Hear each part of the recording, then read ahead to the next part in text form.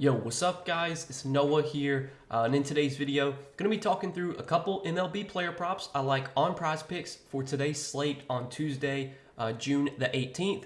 We got a full slate of MLB games today for Taco Tuesday. I think it's a 15-game slate, so going to be a lot of props to choose from. I do have two early plays that I like for tonight's MLB slate that we're going to talk about in this video. We're going to break down and share why I like each one of these plays. But before we do get started, guys, make sure you hit that like button down below if you do enjoy these Prizepicks videos. Make sure to hit that subscribe button if you have not yet. And if you guys are new to Prizepicks and if you don't have an account on Prizepicks, you can use that promo code NOAH. When you do sign up, get your first deposit matched up to $100. And also, we do have a partnership with Sleeper. If you guys want to check out Sleeper, you can do so, linked down below in the description. Or again, just use that promo code NOAH over on Sleeper to get your first deposit matched up to $100. And if you don't know what Sleeper is, they're a DFS pick'em app similar to Prizepicks. Very simple, easy to use. You're just picking more or less on player projections. You build out your entry. You can make up to an 8-pick entry on Sleeper. You can win up to 100x your money. So if you guys do want to check them out, again, when you sign up and use promo code NOAH, you will get your first deposit matched up to $100. But let's talk through the props I'm liking for Tuesday's MLB slate, guys. Last night officially was the end of the NBA season with the Celtics winning the finals game last night, Game 5. So we're going to be grinding out MLB, pretty much the rest of the summer until NFL gets here and potentially until college football gets here. I may be doing college football content this year for the first time ever. We'll have to see. I've thought about it. Going to be doing trying to do some work this summer, get myself prepared for college football, and potentially I might be doing college football content come the time it comes, usually around like August, late August, September. But for the next few months, June, July, most of August, we're going to be doing MLB content. So be on the lookout for MLB videos, probably Monday through Friday, and sometimes on the weekends, I'll try and get some MLB videos up as well. But let's go ahead and talk through the props I'm liking for today, guys. And the first prop we're going to take a look at is going to be a pitcher fantasy score.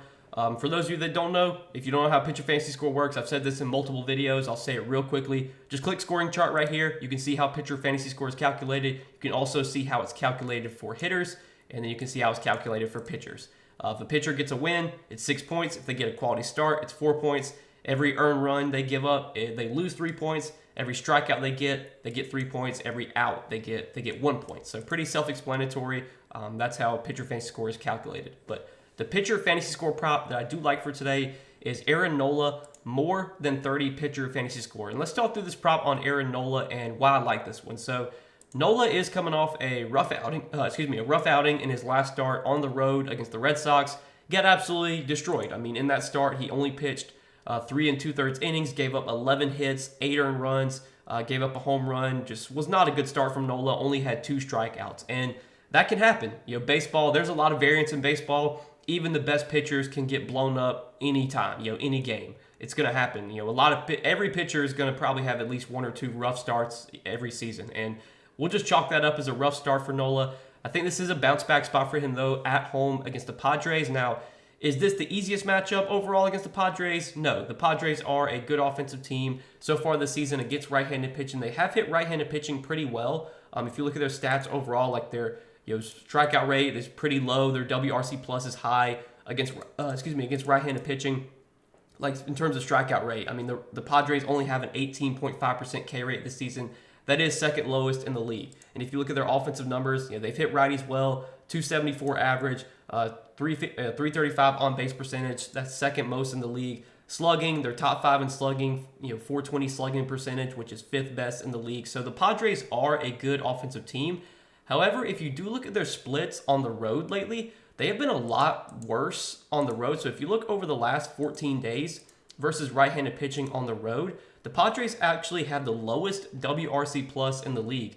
51 WRC plus over the last 14 days versus right-handed pitching on the road. So the Padres have been struggling on the road lately. Nola has already faced this Padres team once this season, and he dominated against them. He pitched 8 innings, only gave up, he pitched 8 innings, did give up 3 runs, but still got 10 strikeouts. So even though this is kind of a tougher strikeout matchup, when Nola did face the Padres earlier this season, he did have 10 strikeouts, but he pitched 8 innings, 10 strikeouts, gave up 3 runs, finished with 55 fantasy score. Am I expecting 55 fantasy score from Nola today? No, obviously not. But can we get 6 innings, 5 Ks, 2 runs allowed for Nola? That feels more than doable, and if he does that, that would put him at 31 fantasy score. When you factor in how fantasy score is calculated, you get the quality start for Nola. If Nola gets a quality start here, he should have a pretty good chance at finishing with more than 30 fantasy scores. So far this season, in every game where he's gotten a quality start, he's been able to finish with 31 fantasy score or more. Every game where he's pitched at least 6 innings this season, he's finished with 31 fantasy score or more. And if you look at his pitching outs line for today, it's set at 18.5, if I can pull it up. Or it was at 18.5. Prizepicks might have pulled it off the board. Let's see.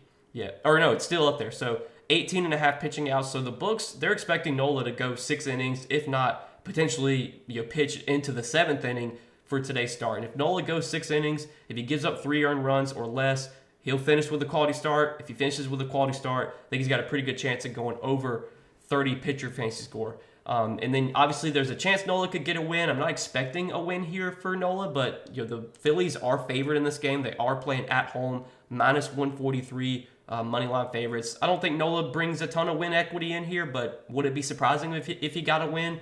Wouldn't be surprising. But either way, I'm expecting about 6 innings, 5 Ks, 2 earned runs for Nola. If he does that, that puts him at 31 fantasy score and over this line. So I like this as our first prop for tonight, guys. It's going to be Aaron Nola, more than 30 pitcher fantasy score. This is a line that Nola has gone over in a lot of starts this season. There's only been 4 starts where he's finished with less than 30 fantasy score. He had 26 against the Blue Jays, 18 against the Giants, 4 against the Braves, and then obviously that last start against the Red Sox, he had -7. But I mean, facing the Red Sox in Fenway is a tough matchup. Facing the Braves is not an easy matchup. The Blue Jays, not the easiest matchup. The Giants, it's kind of a middle of the pack matchup. But a lot of the starts this season where Nola has struggled and gone under this line have been kind of tougher matchups. Is this the greatest matchup ever? I don't think so. But is it the worst possible matchup for Nola? I don't think so either. Nola's already faced this Padres team once this season, did really well against them. And as we said earlier, the Padres really been struggling versus right-handed pitching on the road lately. Worst WRC plus in the league versus right-handed pitching over the last 14 days when playing on the road. So we're going to take this as our first prop for tonight, guys. Aaron Nola, more than 30 pitcher fantasy score. And then the other prop that I like is a strikeout prop. And we're going to look at Pablo Lopez. And I like Pablo Lopez for more than 6 strikeouts. And let's talk through this prop on Pablo Lopez and why I like this one. So if you look at Pablo Lopez's last 5 games, doesn't look great. You see a lot of gray and you see a lot of red. He has pushed or gone under this line in all of his last 5 starts. But you really have to look into these matchups. I mean, he faced Washington. Washington's not a great offense, but Washington does not strike out a lot. They've always been kind of a low strikeout team, especially against right-handed pitching. And then he faced Texas, not the easiest matchup, facing the World Series champions from last season.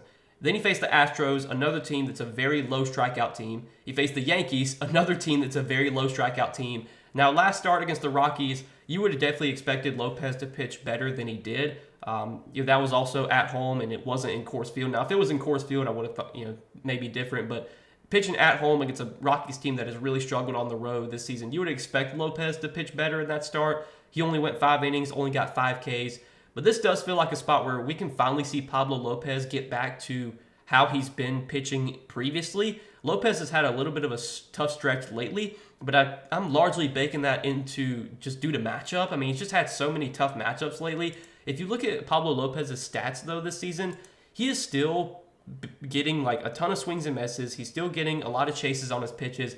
He's getting what he needs to get for strikeouts. His whiff percentage is ranked 71st percentile. His chase percentage ranks above average, 63rd percentile. He still has a very solid 26.3% strikeout rate this season, which is above league average. That ranks 75th percentile. If you look at Pablo Lopez's ERA this season, he's got a 5.33 ERA, but only a 3.28 expected ERA. So Pablo Lopez is due for a lot of positive regression. He's just been getting really unlucky lately. I would assume he's been giving up like a lot of soft contact, and those have just been going, they've been dropping for hits, and that can happen for pitchers. Like a lot of times, pitchers can give up a lot of weak, fly balls, a lot of soft contact, and the ball just kind of finds the grass, and it winds up being a hit.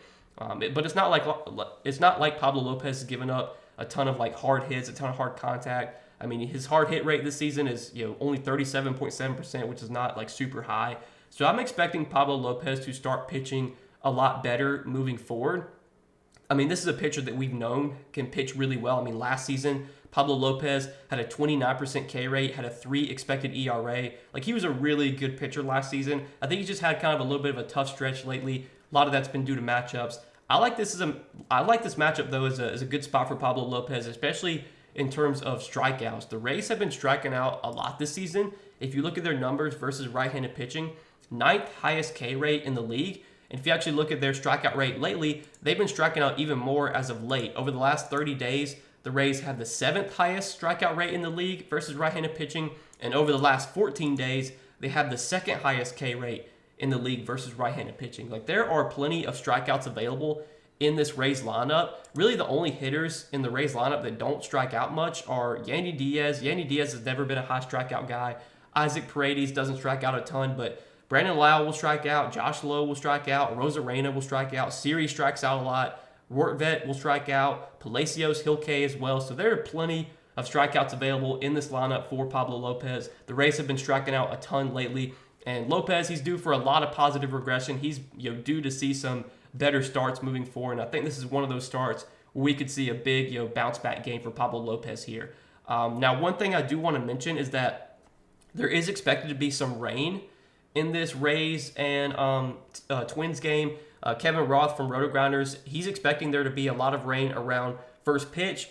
He says it's going to linger for a couple hours. He thinks a delay of some sort, most likely a late start, seems like the most likely scenario, and then a postpone is possibly on the table. But I don't think we have to worry about Pablo Lopez getting his start. I don't think we have to worry about him pitching 3-4 innings and there's a rain delay and then he has to, he comes out of his outing shortly. I think the most likely scenario is that either this game gets postponed because there's so much rain, or they late start for a few hours and they'll just have to play the game later tonight, but Pablo Lopez will still get to pitch a normal game.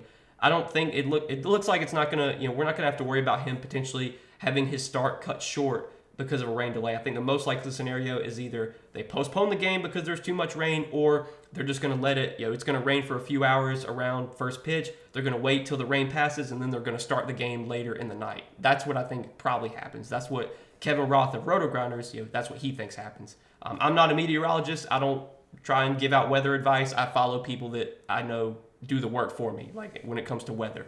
And that's what Kevin Roth thinks. I'm going to trust his word. So I'm expecting a pretty good start here for Pablo Lopez. I like this as a bounce back spot for him, and more than 6 strikeouts is the prop I like for Lopez tonight. So this is what we're going to be rolling with, guys, as our 2 props for tonight's slate. Aaron Nola, more than 30 pitcher fantasy score, and Pablo Lopez, more than 6 strikeouts. We'll have to wait and see what tacos we get for today. The first taco of the day for Taco Tuesday should be coming out pretty soon, probably right at the time I'll post this video. The taco should be coming out, so you can pair that with these plays if you would like. You can just run these as a 2-pick entry if you would like, or you could add these to some picks that you like, do like a 5-pick or a 6-pick entry. It's totally up to you. But these are 2 early plays I do like for tonight's MLB slate, guys. And as always, if you want more Prizepicks plays from me, I do give those out on Patreon. You can check that out, linked down below in the description. But that's all that I got for tonight. Good luck on the slate, guys. As always, appreciate you watching. Hit that like button if you enjoyed. Hit that subscribe button if you have not yet. And again, if you guys don't have an account on Prizepicks, use that promo code NOAH when you do sign up for Prizepicks to get your first deposit matched up to $100. But good luck, guys. We'll see you in the next video. Peace.